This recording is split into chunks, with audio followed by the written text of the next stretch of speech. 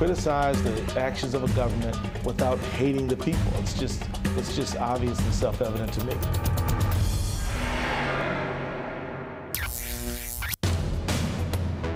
I was born at about 7 pounds 6 ounces. Okay, not that far back.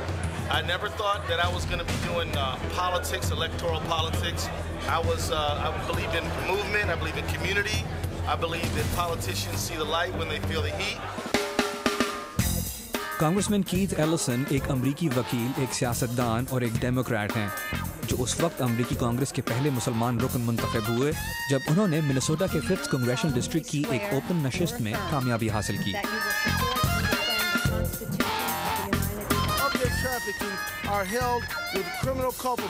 وہ Minnesota کے ایوان کے لیے منتخب ہونے والے پہلے افریقی امریکی رکن بھی ہیں۔ وہ امریکہ کے مسلمانوں کی ترجمانی کے لیے ملکی اور غیر ملکی سطح پر بھی فعال کردار ادا کر رہے ہیں۔ کبھی آپ کو ایسا محسوس ہوا کہ آپ کانگریس تک نہیں پہنچ پائیں گے؟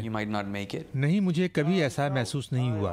اللہ سب سے بہتر جاننے والا ہے، اور مجھے ایسا لگتا تھا کہ سب کچھ ٹھیک ہو جائے گا، اور ہوا بھی ایسا ہی۔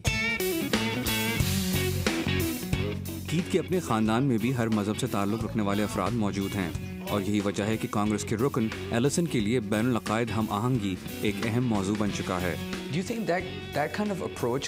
کیا آپ خود ایک ایسے خاندان میں پلے بڑے جہاں مختلف عقائد کے لوگ موجود تھے؟ You yourself are from an interfaith family. Right. Your brother is a pastor. Right. Your wife is Catholic. No, she isn't. She isn't. That's something that's been reported. میری بیگم کیتھولک نہیں ہے، انہوں نے کبھی کلمہ نہیں پڑھا، لیکن مسجد جاتی ہیں۔ وہ ہمارے لیے حلال کھانے کا بندوبست رکھتی ہیں، میں جو کچھ کرتا ہوں وہ اس کی تائید کرتی ہیں۔ وہ بچوں کی اسلامی تعلیم کو یقینی بناتی ہیں، لیکن اسی طرح وہ چرچ بھی جاتی ہیں۔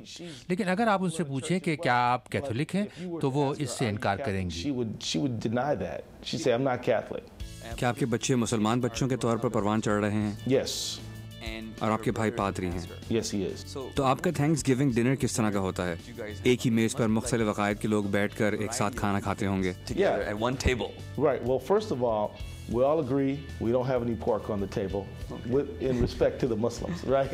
پہلی بات تو یہ کہ ہم سب کا اس پر اتفاق ہے کہ ہماری میز پر مسلمانوں کے احترام میں ایسا کوئی کھانا نہ ہو جس میں پورک شامل ہو۔ اس موقع پر میرے بھائی اپنی دعا پڑھتے ہیں، میں بھی دعا پڑھ سکتا ہوں، میری والدہ بھی کوئی دعا پڑھ سکتی ہیں، اور پھر ہم سب اکٹھے بیٹھ کر کھانا کھاتے ہیں۔ ہم ایک دوسرے سے بہت زیادہ پیار کرتے ہیں اور ایک دوسرے کا بہت احترام کرتے ہیں۔ میرا خیال ہے کہ اس بات کو کئی طرح سے سمجھا جا سکتا ہے۔ اگر آپ نے امریکہ میں رہتے ہوئے اسلام کو قبول کیا ہے تو آپ کے خاندان میں غالباً بہت سے ایسے افراد ہوں گے جو مسلمان نہیں ہوں گے، اور اگر آپ کسی مسلمان گھرانے میں پیدا ہوئے ہیں تو بھی آپ کے خاندان میں ایسے افراد ہو سکتے ہیں جو مسلمان نہ ہوں، یا یہ کہ اگر آپ ترک وطن کر کے امریکہ آئے ہیں اور آپ کے تمام رشتہ دار مسلمان ہیں تو بھی آپ کے دفتر کے اکثر ساتھی اور دوست غالباً مسلمان نہیں ہوں گے۔ اس لیے یہاں امریکہ میں آپ کے لیے کہنا آسان نہیں ہوگا کہ میں کسی ایسے شخص کو پسند نہیں کرتا جو مسلمان نہ ہو۔ ہمیں ایک ایسے ماحول میں کام کرنا پڑتا ہے جہاں مختلف عقائد کے لوگ موجود ہوتے ہیں، اور ہمیں اس نظریے کے ساتھ چلنا پڑتا ہے کہ کچھ ایسے عقائد بھی موجود ہیں جو دانش مندانہ ہیں اور ان کا بھی ایک اہم کردار ہے۔ میں کئی ایسے لوگوں کو اپنا ہیرو مانتا ہوں جو عیسائی ہیں، جو یہودی ہیں، جو بدھ ہیں، اور جو دوسرے عقائد سے تعلق رکھتے ہیں۔ مارٹن لوتھر کنگ ایک بڑے عیسائی مبلغ تھے جنہوں نے ہمارے ملک سے نسلی امتیاز کے خاتمے کے لیے بہت کام کیا، اور انہوں نے یہ کام مسلمان رہنماؤں مثلاً میلکم ایکس اور دوسروں کے ساتھ مل کر اور متوازی طور پر کیا۔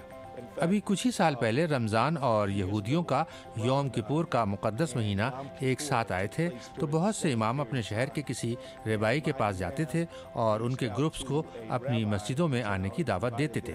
تو مختلف عقائد سے تعلق رکھنے والے افراد کا ایک ساتھ کام کرنا مسلم امریکی تجربے کا ایک حصہ ہے، اس لیے ہمارے درمیان اکثر بین العقائد ڈائلاگ ہوتے رہتے ہیں۔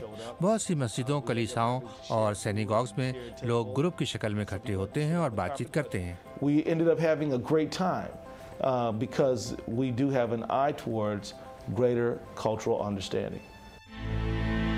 دوسری ثقافتوں کو سمجھنا اچھی بات ہے، لیکن جہاں تک بنیاد پرستی یا انتہا پسندی کا تعلق ہے تو آپ کسی ایسے شخص کے ساتھ کس طرح کوئی مکالمہ شروع کر سکتے ہیں جو یہ سمجھتا ہو کہ دوسرے عقائد کے لوگوں سے بات چیت کرنا گناہ ہے؟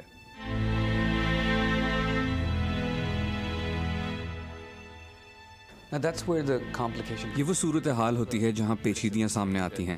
بہت سے نقاد یہ کہتے رہے ہیں کہ مسلمانوں کا عقیدہ یہ ہے کہ کسی یہودی یا عیسائی کو مسجد میں نہیں آنا چاہیے یا ہمیں ان سے بات نہیں کرنی چاہیے، اور یہ کہ اگر آپ ایسا کرتے ہیں تو آپ کافر ہیں. ہم اس مسئلے سے کیسے نمٹ سکتے ہیں؟ Well, all I'll say is that if you were to travel to Medina, اس سلسلے میں صرف یہی کہہ سکتا ہوں کہ اگر آپ مدینے جائیں تو آپ خطوط کا ایک ایسا مجموعہ دیکھیں گے جنہیں پیغمبر محمد صلی اللہ علیہ وسلم نے لکھوایا تھا، لیکن انہیں ان لوگوں نے لکھا تھا جو پڑھے لکھے تھے اور جن کے ذریعے انہوں نے دنیا بھر کے مختلف رہنماؤں کو اسلام کے بارے میں بتایا تھا. اور صحابہ کرام دراصل ان لوگوں سے جو مسلمان نہیں تھے مسجد میں ملاقاتیں کیا کرتے تھے. تو جو لوگ یہ کہتے ہیں کہ مسلمان صرف مسلمانوں سے بات کرتے ہیں، یا یہ کہ جو لوگ مسلمان نہیں ہیں انہیں مسجد میں آنے کی اجازت نہیں ہے، انہیں کچھ مزید مطالعے کی ضرورت ہے. میرا مطلب یہ ہے کہ حقیقت میں ہمارے مذہب میں رواداری کی روایت موجود ہے. جب مسلمانوں نے 800 برس تک اندلس میں حکومت کی تو لوگوں کو اپنے عقائد پر آزادانہ طریقے سے عمل کرنے کی اجازت تھی. یہودیوں کو عیسائیت کے کسی دور حکومت میں یہ آزادی میسر نہیں تھی، یا وہ عیسائیت کے کسی دور میں اتنے آزاد نہیں تھے جتنا کہ وہ مسلم دور حکومت میں تھے. یہ ایک تاریخی حقیقت ہے جس کے بارے میں ٹھوس دستاویزی ثبوت موجود ہے، اور اسی لیے میں سمجھتا ہوں کہ عدم برداشت کا یہ نیا رویہ اسلامی فلسفے یا اسلامی تاریخ کے بارے میں کم علمی کا نتیجہ ہے. of Islamic doctrine or Islamic history. Allah Akbar. The way Islam spread was primarily not by the sword, but by good example.